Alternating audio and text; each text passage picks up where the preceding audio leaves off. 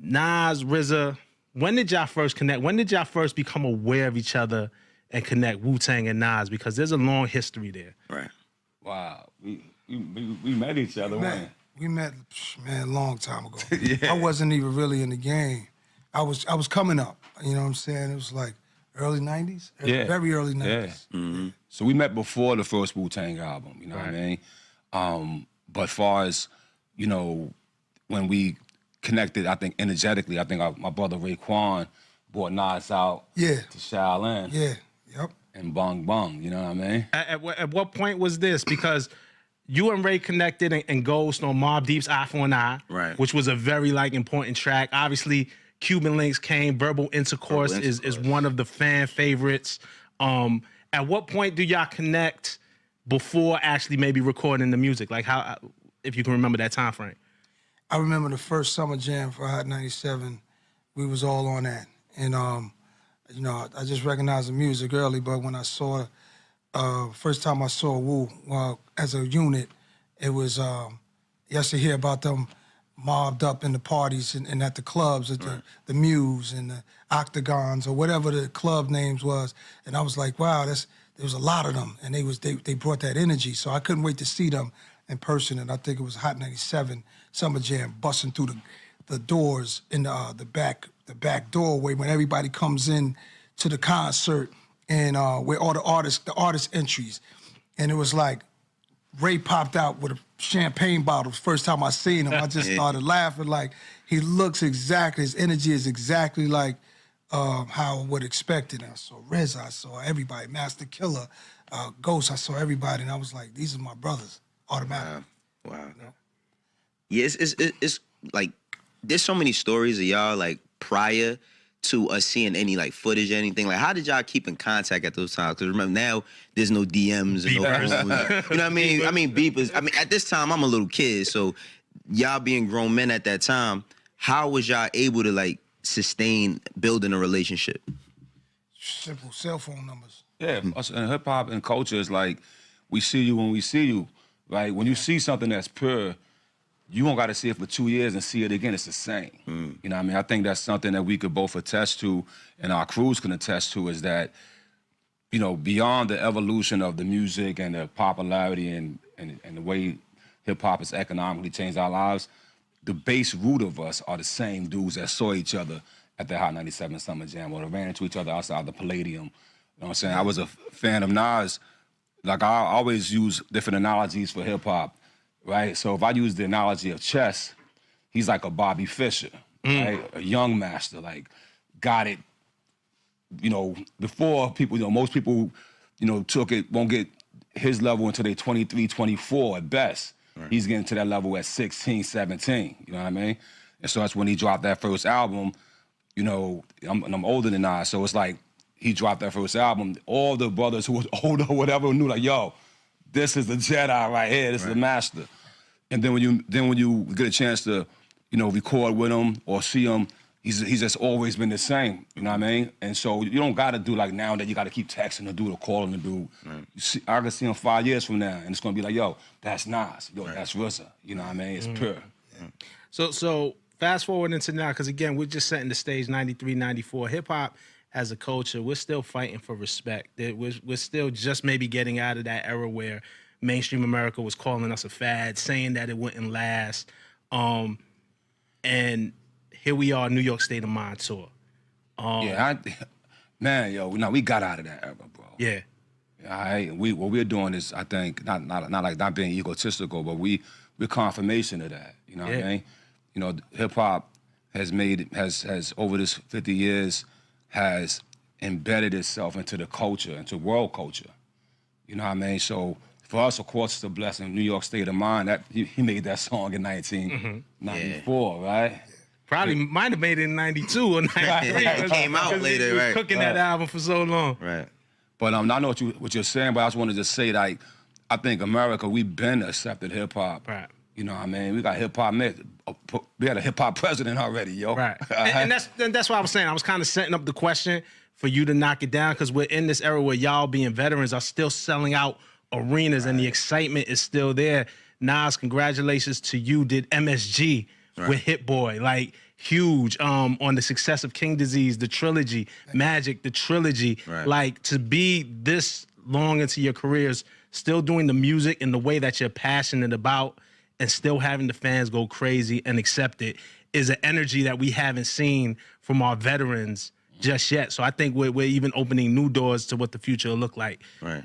I still think about when I first went to Shaolin with Raekwon and first met RZA, like in his creative zone in the studio.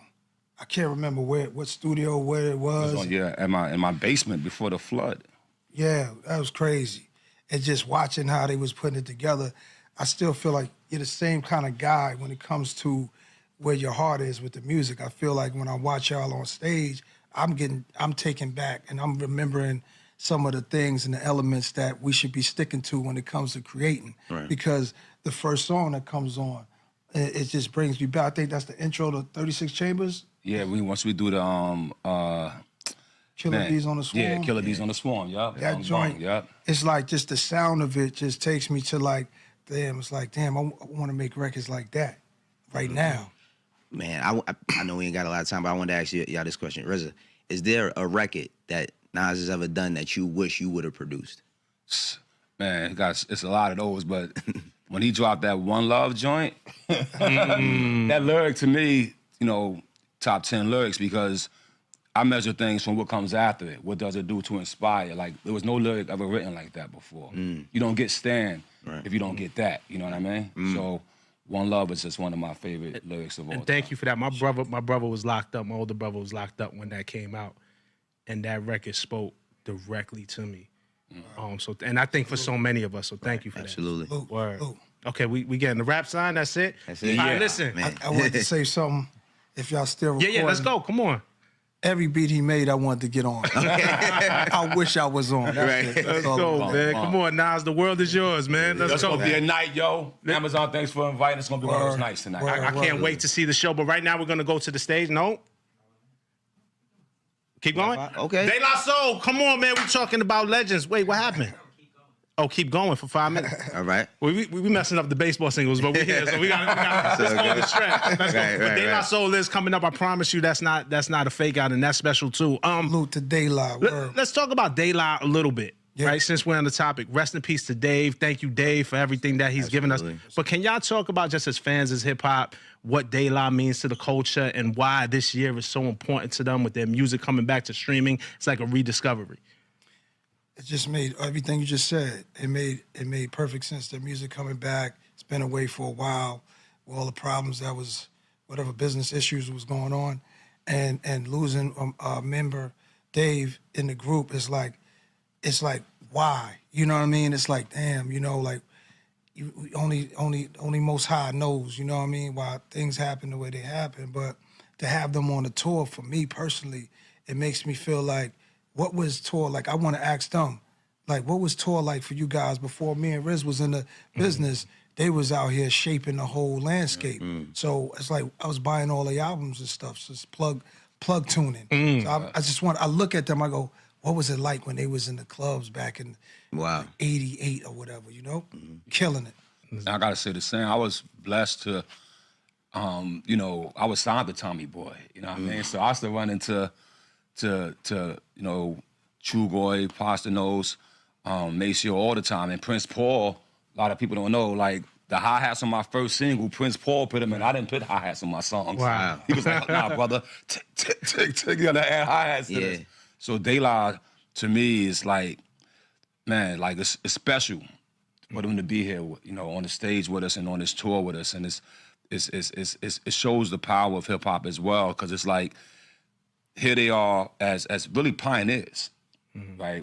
They, you know, they may have pioneered the skit itself. Yeah, we weren't having skits on that. Skits until they showed us how to hook them up. You know what I mean? So to have them rocking with us.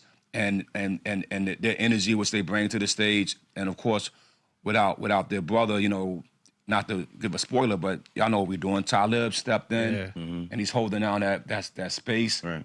Man, it shows the power of hip hop. Can I say I saw shout to Talib Kweli.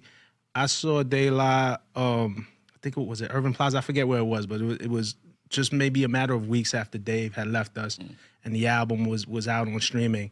and Talib got up there and rapped all of Dave's verses then. Wow.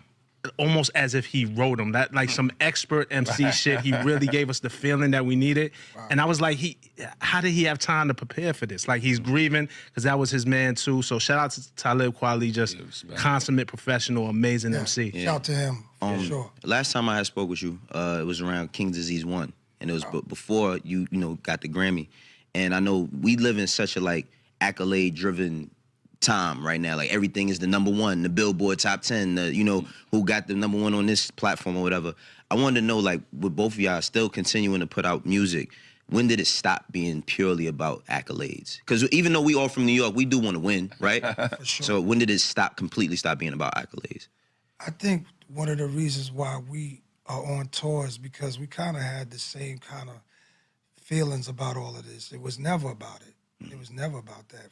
I don't know, I can't speak for RZA and Wu, but I just felt like I can tell by the energy. It's like all of that stuff is blessings, beautiful, but we're too busy on the ground doing the stuff that we feel safe with, the world that we're safe at, the world that's receiving and relating to the music. That's everything. Yeah, I echo those words, y'all. I respect that. RZA, can we talk about in the conversation about Dave and what De La had to go through in missing a member and still soldier on and carry on the legacy? Many years ago, y'all lost ODB, who not just a brother, a Klansman, but also your real life family on this tour. Again, not no spoiler alerts, but I think people have seen it. His son is out there rapping for him. Can you just talk about ODB and his legacy and then sharing that stage with his son?